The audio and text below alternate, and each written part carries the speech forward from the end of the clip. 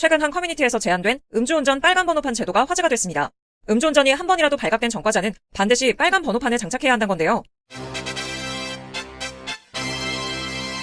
네, 운전하는 곰돌입니다.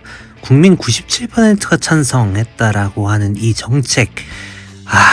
또 쓸데없는 짓 하는 게 뻔히 보이네요. 이게 왜 진짜로 쓸데없는 탁상행정인지 지금부터 설명을 좀 드리겠습니다.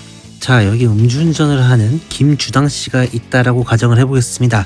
이 김주당 씨는 음주운전을 하다 음주단속에 걸렸어요. 그러면 어떻게 될까요? 당연히 법원에서 법의 재판을 받게 되겠죠.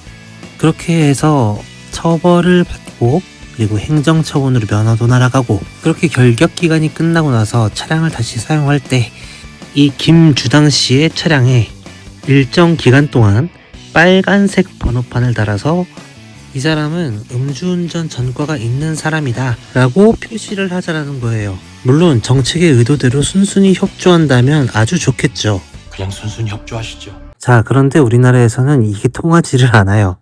자, 여기 보면 자동차 명의 이전 등록 신청서가 있죠. 김주당 씨가 빨간색 번호판이 달린 자신의 소유 차량을 자신의 와이프 공범녀 씨에게 양도를 합니다.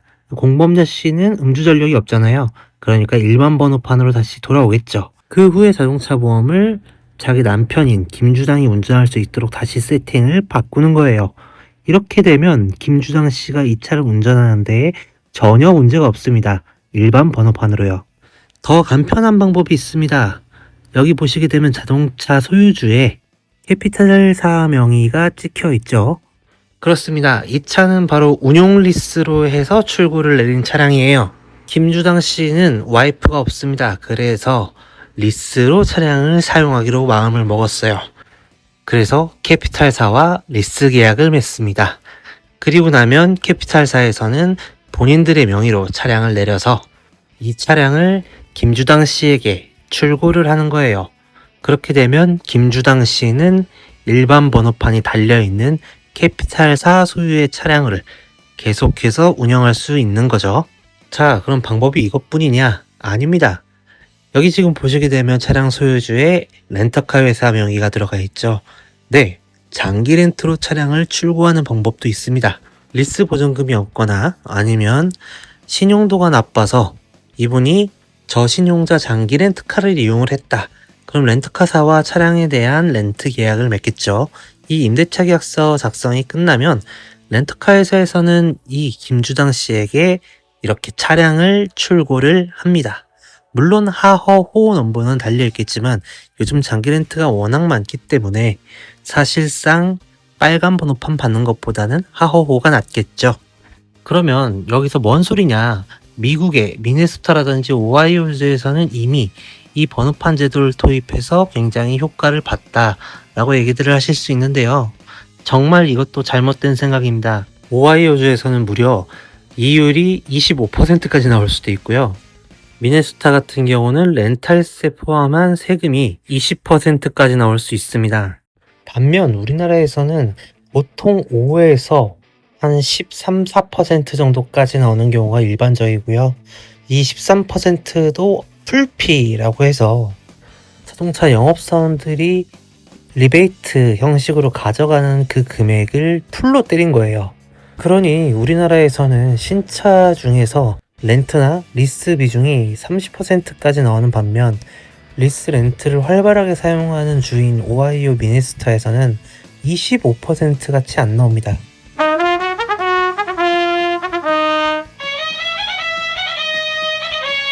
이렇게 우리나라는 행정을 할 때 선진국이 좀 좋다 싶으면 그대로 도입하려는 이상한 경향이 있어요. 자, 이걸 했을 때 예산이 얼마나 들어갈지를 좀 볼게요. 우리나라의 상습 음주운전자 차량 수로 추정되는 게 5만 대 정도 됩니다. 근데 이 번호판을 도입하게 되면 한 대당 추가로 발생되는 비용 범위가 30에서 약 100만 원이라고 나오고 있어요.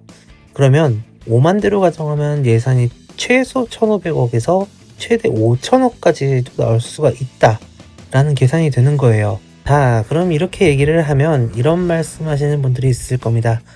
정책상 음주운전자의 빨간색 번호판 부착은 음주운전자가 부담을 한다. 그러니까 비용이 추가로 나갈 게 없다. 뭔 소리냐. 이렇게 얘기를 하신 분이 분명히 있으실 거예요. 근데 그렇지가 않습니다. 여러분들 자동차 번호판 제작소를 가보셨는지 모르겠지만요. 이 안에는 엄청나게 많은 기계가 있고요.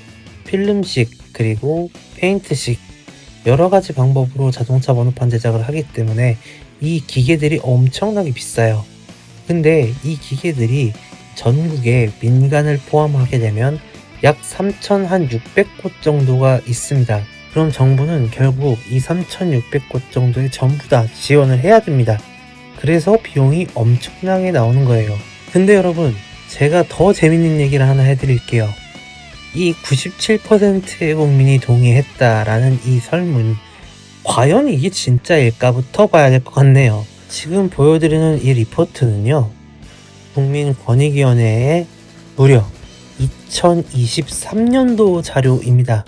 여기서 보게 되면 97% 이상이 동의를 한 건 맞아요. 단지 음주운전에 대한 추가 대책이 필요하다에 동의를 한 겁니다. 따라서 국민 97%가 음주운전자의 번호판 색깔을 바꾸는 거는 97%가 동의를 했다. 이건 거짓입니다. 그래서 나온 대안이요. IID, Ignition Interlock Device, 이 장치를 달자라고 얘기를 했었고, 실제로 지금 결격 사유가 지난 사람들이 면허를 재취득하면 일정 기간 동안 이 장치를 의무적으로 달게 되어 있죠.